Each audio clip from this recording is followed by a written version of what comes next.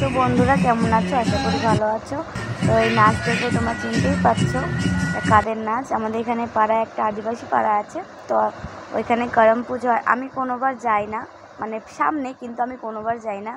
তো এবারে জোর করে আমার বোন আর আমার মাও দেখতে যায়, আমাদের পাশের বাড়ির মামিরাও দেখতে যায়। তো এবার আমাকে জোর করে নিয়ে গেছি। সত্যিই খুব মজা হয়, ওদের নাচ দেখে আমার খুব ভালো লেগেছে।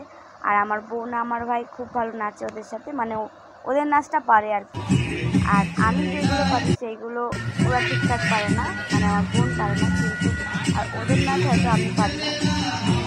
আমি এতদিন ভিডিও দিতে পারছি না, তার একটাই কারণ আমার মেয়ের শরীরটা ভালো ছিল না, মানে আমার মেয়ের শরীরটা একদম ভালো ছিল না।